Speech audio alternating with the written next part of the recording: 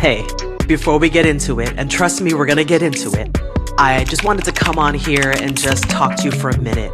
If you are a math teacher who has ever looked at your students mid-lesson and felt that quiet, uncomfortable feeling that something isn't landing the way you planned, this is for you. If you are a math coach who is trying to shift a school's culture with limited time, limited authority, and a whole lot of heart, this is for you. If you are an instructional leader, an administrator who is staring at achievement data and wondering why the professional development isn't moving the needle, this is for you. And I haven't forgotten you. If you are a pre-service teacher, if you're sitting in a methods course, you're doing your student teaching, and you're trying to figure out what kind of teacher do you want to be, I especially want to talk to you because you're standing at one of those moments, those really important crossroads of your entire career. And what you decide to believe about students, about mathematics, about your own role in the classroom, that is going to shape thousands of young people's lives. I want to be one of the voices in your ear while you're still deciding. Welcome to Show Me the Math Receipts, and my name is Asale Smith. I am the founder of Number Navigators, and I've spent all of my years inside of classrooms, beside teachers, and in some real honest conversations with educators at every stage of this work. And what I've seen consistently is this. There's a gap. There's a really wide, costly gap between what research has figured out about how students learn mathematics and what is actually happening inside classrooms every single day. That gap shows up in teachers who hand students a shortcut that works perfectly in fourth grade and then completely breaks in seventh. It shows up in a coach who knows something is wrong, but then can't quite name what it is. It shows up in the building leader who is doing everything right on paper and still watching students disengage from math year after year. And it shows up in the student teacher who was taught to manage a classroom first and teach mathematics second, and is only now starting to realize that those priorities might be backwards.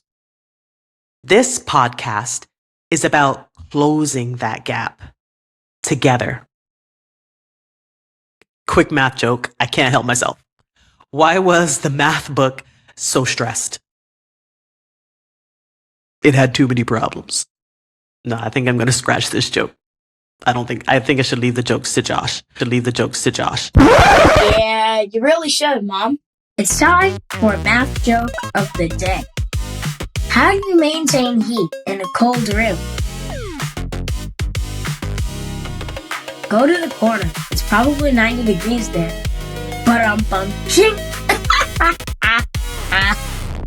Now, I need to be clear about something before we go any further.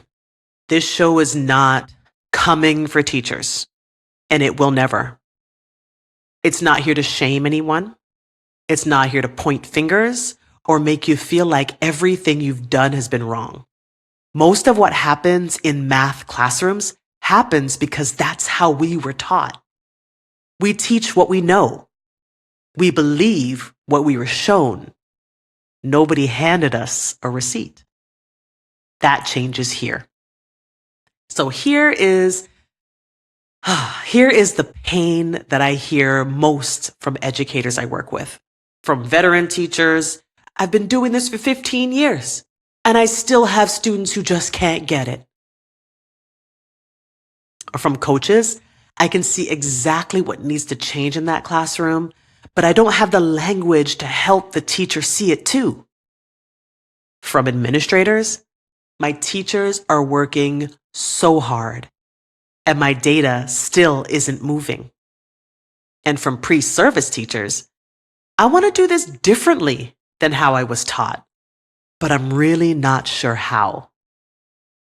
Every single one of those pain points is real, and every single one has a path forward. So here's what the podcast will do for you. Regardless of where you are in your career, if you're just starting out, Show Me the Math Receipts is going to give you the research foundation that teacher preparation programs don't always have the time to go deep on. You're going to understand why conceptual understanding has to come before procedural fluency and what that actually looks like in a lesson. You're going to learn about mathematical identity before you've had the chance to accidentally damage anyone's. You're going to hear about productive struggle before you've developed the reflex to rescue students too quickly. These are not small things. These are the differences between a teacher who grows more effective every year and one who stays stuck. So if you're mid-career, this podcast is going to name things that you already sense, but haven't had the language for.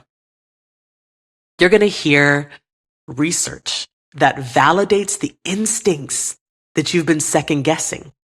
And you're going to get practical tools, not theory just for theory's sake, but evidence that you can apply on Monday morning. If you are a coach or a leader, you're going to find the language here that helps you have the hard conversations with more clarity, more compassion, because the goal is never to make a teacher feel small.